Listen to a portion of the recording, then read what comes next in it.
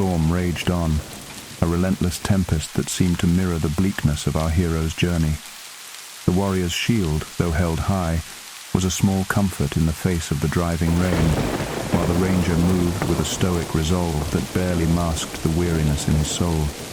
The rogue, ever watchful, moved with a weary grace, her eyes scanning the darkness for any sign of hope. The thunder rolled through the night like the tolling of a death knell, while the rain fell like tears from the heavens. The darkness was absolute, broken only by the occasional flash of lightning that illuminated the sky with a fleeting, mournful light. Each time the lightning flashed, the landscape was revealed in stark relief, casting long, melancholic shadows across the terrain. And then, in one such moment, a bolt of lightning split the sky once more, revealing a figure in the distance. The heroes froze, every muscle tensed, unsure of what lay ahead. As the lightning bolt illuminated the figure in the distance, the rogue's sharp eyes caught a glimpse of the creature's horns and its fearsome claws, which glinted in the flashes of lightning like shards of obsidian. With a start, she realized that they were facing something far more dangerous than they had anticipated. This humanoid creature had razor-sharp claws and horns. The ranger raised his bow and fired a shot at the creature, but it missed its mark, whistling harmlessly through the storm. The warrior, undeterred, lowered his shield and charged forward, his feet sinking deep into the treacherous mud with each step. With a fierce determination burning in his heart, the warrior closed the distance between himself and the creature. The creature let out a fierce growl, baring its teeth and claws as it prepared to strike, its eyes flashing with an otherworldly intensity that sent shivers down the spines of the heroes. Despite the difficult terrain and the raging storm, the warrior pressed forward, his shield deflecting the creature's blows.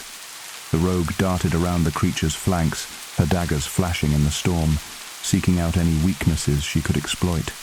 But the creature was a formidable foe, striking out with a ferocity that left the heroes reeling. As the battle raged on, the warrior continued to hold his ground, his shield deflecting the creature's blows with unyielding resolve. But with each passing moment he grew weaker and weaker, his wounds accumulating until he was gravely injured. Just when it seemed as though all hope was lost, the rogue darted around the creature's flanks, her eyes darting back and forth as she searched for any weakness she could exploit. And then she saw it. A small gap in the creature's armor, just large enough for her to strike. With a savage cry, the rogue plunged her daggers into the gap, twisting and turning them until the creature finally let out a scream of pain. And then, with a suddenness that caught the creature off guard, she pulled her daggers free and stepped back, leaving the creature kneeling on the ground. With the creature now weakened, the warrior saw his chance. With a fierce determination he charged forward, his sword flashing in the stormy light. And with a single, swift stroke, he severed the creature's head from its body, sending it tumbling to the ground in a spray of blood, where it disappeared in a pool of water that had accumulated over the night.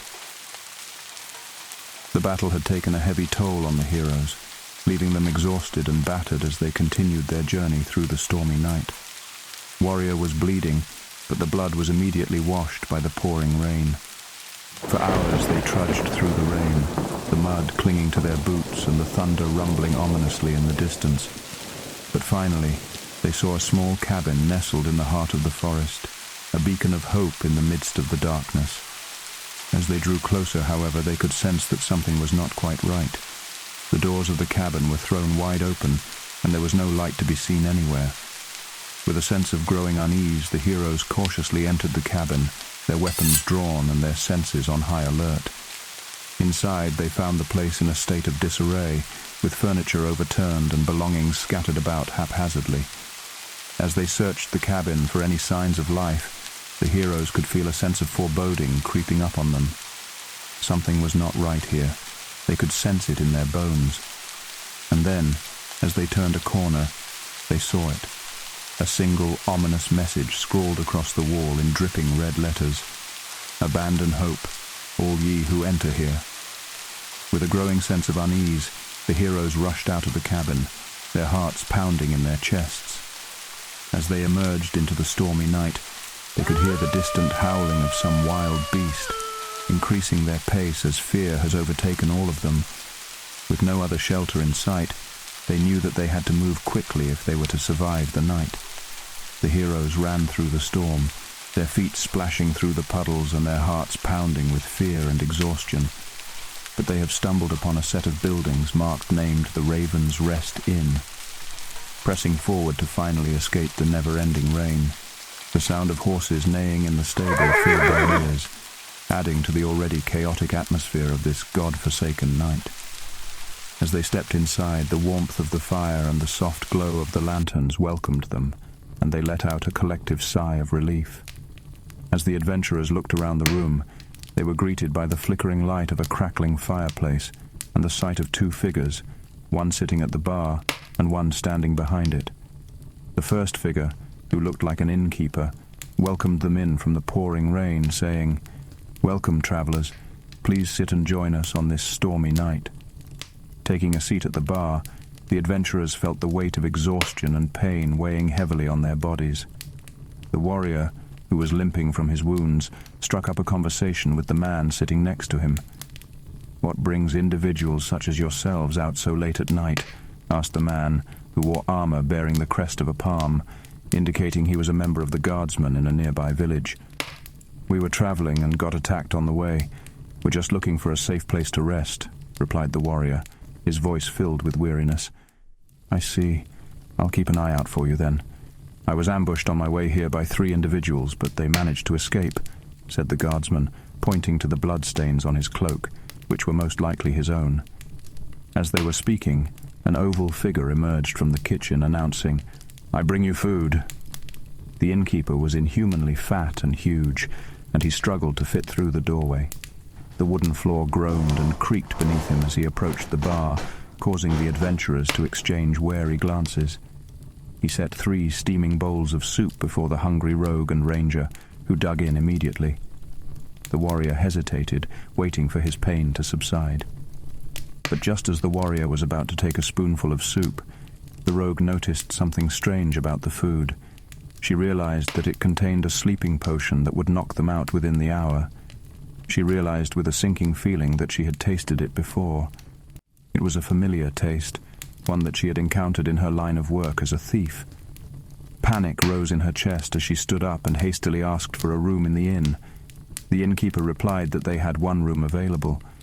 The massive innkeeper opened a door, beckoning them to follow him. With trepidation in their hearts, the adventurers followed the innkeeper up a flight of stairs, the wooden planks groaning and creaking under his immense weight.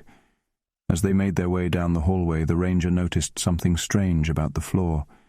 There were marks on the wooden floor where it seemed once were carpets. Now the floor was wet as if cleaned recently. The ranger couldn't help but wonder what had happened to the carpets and why the floor had been cleaned so recently.